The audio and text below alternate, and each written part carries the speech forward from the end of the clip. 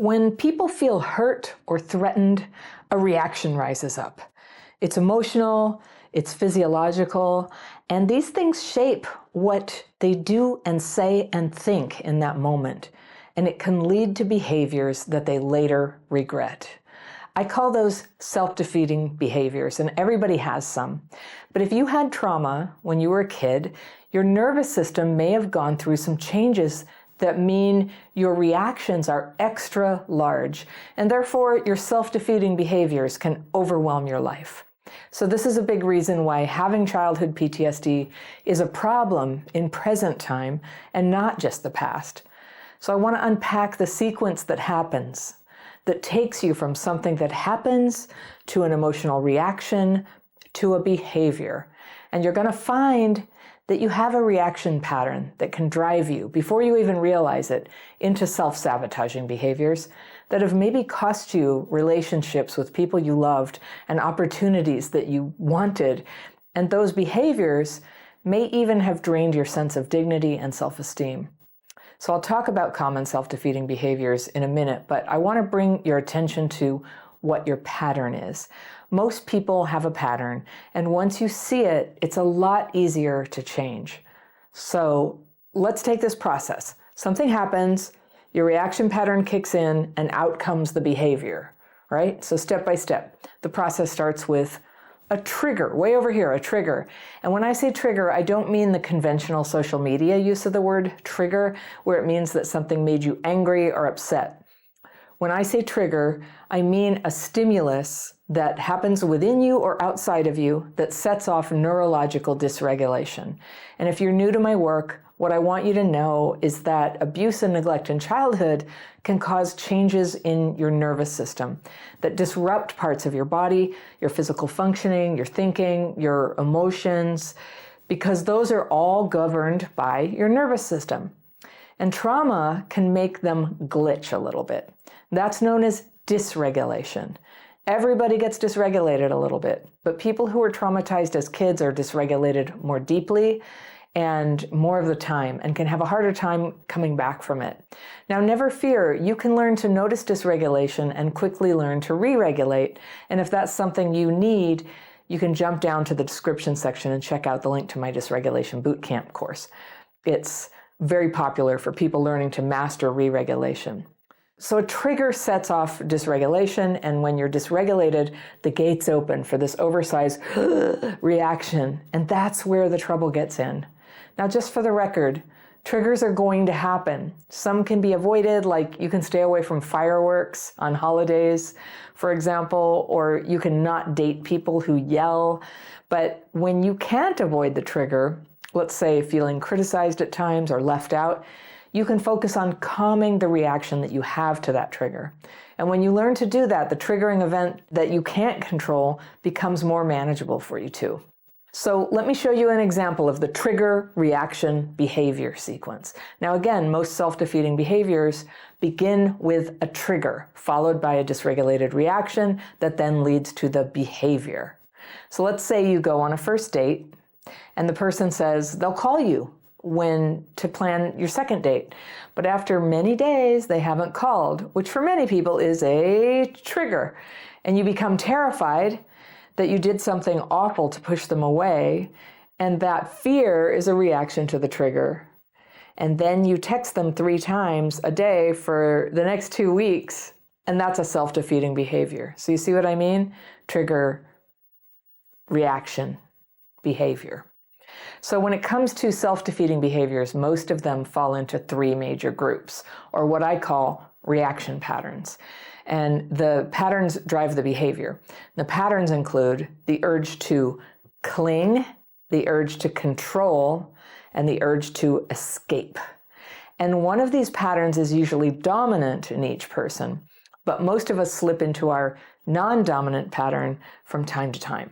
And your pattern shows up when you're triggered. And if you don't yet have much healing, it can prompt your particular self-defeating behaviors. Like we all have some favorites. So if you were never triggered, your reaction pattern would be dormant. Isn't that cool? Like if you never got triggered, if you could never get triggered, the reaction wouldn't happen, the behavior would be unlikely to come out, or, wouldn't pressure you so bad to do those things you don't want to do that sabotage you. But getting triggered is bound to happen sometimes. Remember, the reaction to the trigger is usually emotional. And for people with childhood PTSD, that can mean dysregulated emotions that come out way larger than normal. And you can teach yourself to notice these reactions, the patterns that you have that tend to cause problems, and make a conscious effort to catch them before you act on them. So what are the emotions that throw us into this loop? The three big culprits are overwhelm, fear, and loneliness. Now, there are others, including anger, jealousy, brokenheartedness, that can certainly prompt self-defeating behaviors. But just to keep this simple, I'm lumping all reactive emotions into just those three categories. So each of those core emotions, overwhelm, fear, loneliness, tend to go hand in hand with certain reactions. Overwhelm can prompt you to want to escape. I'm overwhelmed, I gotta go. Fear can prompt you to want to control. It's out of control, I want to get it under control. Loneliness can prompt you, quite logically, to cling. And those are reaction patterns. You may notice that these reaction patterns are similar to the four widely recognized trauma responses: fight, flight, freeze, and fawn. These also refer to people's basic behavior patterns, reaction patterns when they perceive a threat, and they can be especially strong in traumatized people. I focus on escape, control, and cling because they're more specific drivers of self-defeating behaviors, and they're interpersonal.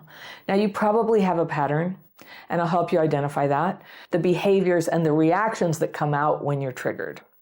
To make positive changes in your life, working on how you react while triggered is the most powerful thing you can do. When you can better manage your reactions, you'll have more control over what happens next. Instead of messing things up and creating more problems in your life, you have less of that. You can have more room in your life to make positive improvements. And when your life is going better, you won't be as triggered. And the positive upward cycle of healing continues. So let's look at the three patterns one by one. So first, the urge to escape. And this is akin to the flight response. Something triggering happens, and you get a strong urge to get away. It's often triggered by feeling overwhelmed, and here's how it can go wrong. So let's say you have an argument with your partner, which is a trigger, and they raise your voice at you. Not abusively, but it's emotional for them and for you. So there you go, reaction comes. Your mind races, and you're flooded with emotions so intense that you can hardly bear it. That's a reaction. You flip into escape mode then, and you are convinced that at all costs, even if you ruin your relationship, you must get out of your relationship right now. Have you ever had that feeling, that very strong feeling like, I don't care, I'm leaving? It's common. It's a normal reaction in traumatized people, but it's a self-defeating behavior that does a lot of harm to relationships. What you really needed was to make the unbearable feelings smaller and more manageable, but it's hard to see that when you're in the middle of dysregulation and overwhelm. And in this state, you might say hurtful things, announce you're leaving your relationship, and not come to until you've packed your bags, or you've threatened to never return, or you've driven 30 miles away. The reaction does eventually come back down again, and as you gradually return to regular awareness, just the regret, the remorse for your behavior kicks in. Have you had that part too? And you fear that you've now ruined your relationship. So here's what you can do instead. When you keep in mind that when you're thinking of fleeing the relationship, it means that you're triggered, and you accept that. And in a trauma-driven reaction, probably overwhelm, and you can take a time out to use your re-regulation tools to bring that back down. This is no time to make big decisions and no time to announce the end of a relationship or that you're leaving or anything like that. Maybe you need to leave, maybe you don't. But if you're not in danger, you can wait until you're re-regulated and out of the state of overwhelm in order to make a decision. Most things can wait until tomorrow. Now, it may require new boundaries to give yourself a pause when you're triggered, and good communication with your partner so that you can agree that when either of you is having a trauma-driven reaction, you or they can call a timeout to get re-regulated. Now, this is powerful medicine for relationships and can help you avoid acting out with a self-defeating behavior. Remember, if you ever think that you need to leave your relationship, assuming you're in no danger, you can always postpone the decision by a day and see if your feelings are different. If you're prone to trauma-driven reactions, they almost certainly will be different a day later. Now, here are some self-defeating behaviors that often go along with the urge to escape. Lack of self-care, not dealing with your physical needs, taking care of your teeth, bathing, eating properly. Procrastination, addictive use of substances or food or TV or the internet. Going into debt over impulsive purchases, blaming other people for everything that's wrong with your life. Rage, yelling, anger. These sometimes reflect the urge to control other people, but raging can also be a way to dissociate from feelings of fear and overwhelm. Sometimes anger feels like a step up from being terribly depressed.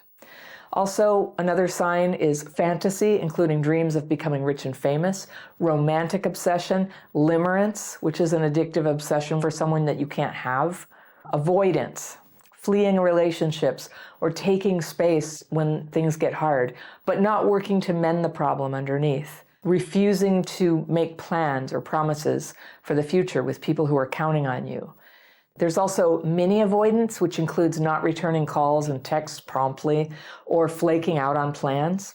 Now let's talk about another reaction pattern, and let's talk about control. The urge to control people, to make other people do what you want so that you can feel okay, is based on the belief that this is the only way for you to get emotional relief. And I think we all do that a little bit sometimes.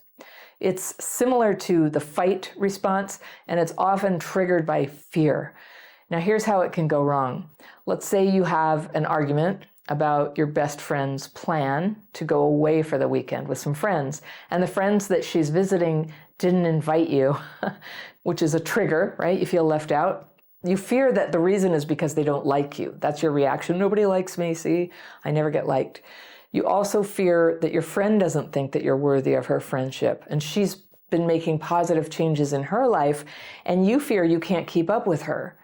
She never told you any of this, and you're embarrassed to express your fears. You find yourself saying derogatory things about her other friends, and that's something that we do sometimes when we feel threatened, and that angers her, and this in turn prompts an intense emotional reaction in you. You blurt out that if she goes to spend time with them, that you'll lose respect for her. Well, that's a self-defeating behavior. She goes anyway, and while she's gone, you become terrified that you've ruined the friendship, and then you text an apology, and then she doesn't reply. Now, what happened there? Your fears that your friend had outgrown you and would abandon you prompted you to try to jealously and maybe passive-aggressively hurt her relationships with other friends. And you hoped that you could control your fear by controlling her behavior and her feelings, which of course was bound to fail and backfire. And your fear became a self-fulfilling prophecy. Now maybe the friendship is slipping away from you. But here's what you can do instead. When you can notice your trigger, in this case, not being included, you can bring all your focus to your reaction, remembering that this trigger tends to bring up fears of abandonment and unworthiness, and your past attempts to try to manipulate and control people to stop them from leaving you have never worked. So you keep that in mind. You remind yourself that when you're afraid of abandonment, your best course of action is to pause. Just take a break. Use your daily practice and emergency tools to calm the reaction. If you don't have access to those, we have links to them down below in the description section. And I'll be sure to put at the end of this video the dysregulation, signs of dysregulation and emergency measures to re-regulate. So we'll get you a link to that too. So you use your tools to calm your reaction, and then you allow your friend to make her own choices. That's how friendship works. When you connect with her again, you can show genuine friendliness. And in fact, your friend never has to know that you had a strong negative reaction. You could talk about it, but you can do it later when you're not so dysregulated. Now, if your reaction pattern is to control, here are some self-defeating behaviors that you also might have noticed in yourself. People with that control urge also are prone to black and white thinking, like either you're with me or you're against me. Either you go to the camping trip with your friends or the friendship's over. You're trying to force someone to go to therapy or substance abuse treatment. That's a control thing. Codependency is control, which in essence is trying to make someone change because of your belief that if they would change, you could be happy. Another control thing is setting excessive boundaries that are really rules meant to dictate what other people can say or do, and then demanding that people comply with them. And that's not a boundary, that's control. A boundary is something that you will step away from. Another control behavior is like threats, like threatening that that's it, the relationship is over, I'm leaving, which is emotional abuse. And it can even escalate into physical abuse. And that's certainly physical abuse is a control thing. Making a scene in public or having emotional meltdowns when you don't get what you want, that basically blackmails the person to comply so that they can stay safe and not be part of the scene. Fudging the truth or outright lying so you can control what your partner knows and avoid dealing with the consequences of them knowing the truth. Now let's look at the reaction pattern of clinging. The urge to cling to people, to hold onto them at all costs, stems from a belief that any amount of misery is worth it to avoid being alone and facing the feelings that arise when relationships end. And that's like a prison for a lot of us, especially if you have abandonment wounds. You'll put up with anything not to have to face that feeling. It's associated with the fawn response, the cling, the urge to cling. And though it looks the least harmful, it is the most soul-sucking trauma-driven reaction of them all. So let's say you've fallen in love with somebody, a guy you've been hanging out with as friends for a month or so, and you don't want to push it, but you believe that he will eventually say something to make it clear that yes, you are dating. And then one day he casually mentions he's seeing someone. Trigger, sets off dysregulation, right? You're devastated. And it's as if your whole world just died. You've been waiting for a long time for him to sort of validate what you hoped for.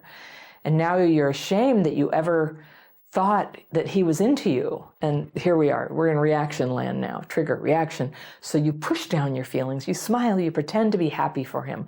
And he then asks you, if you mind, if he brings his girlfriend to the movie that the two of you were planning to see that night.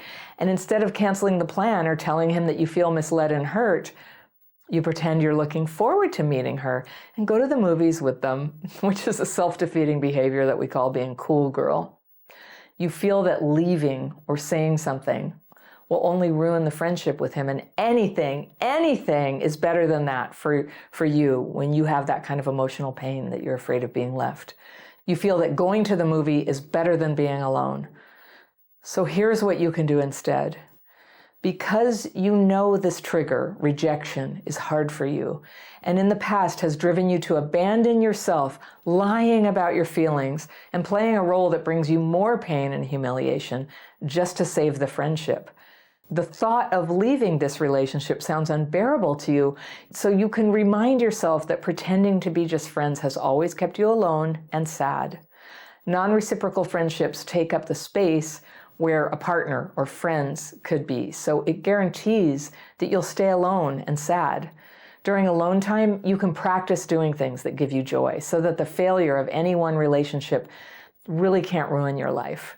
You can also take steps to make new friends with an explicit aim to be yourself with them. Be yourself and see how it goes. You may need to remind yourself every day that hiding who you are and how you feel has never made you happy. And the only people who will ever really know and love you are the ones who love the real you. So how do you know if your reaction pattern is clinging? Here are some signs. You stay in bad relationships where you're mistreated or you're just miserable. You stay in a terrible job where you're not fulfilled and you're not earning the money that you could if you changed jobs. You pretend to be a friend when you are in love with someone just to keep the relationship going. You pretend that you're cool with staying friends with an ex or with being one of several sex partners of theirs when what you want is to be with them monogamously. Holding on to a fantasy that someone will one day come around and reciprocate your feelings, but you avoid actually talking to them about this, usually because you already know they would not reciprocate and your intense feelings would make them uncomfortable, so you stay silent.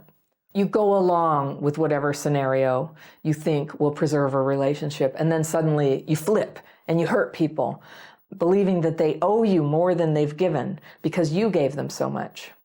Now, this is the clinging pattern, and healing from it, just like all the other ones, is a step-by-step process of building up the capacity to handle your emotions.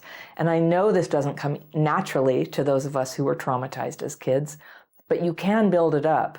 like a muscle, so that when triggers happen, and they will happen, you have space between how you feel and what you do.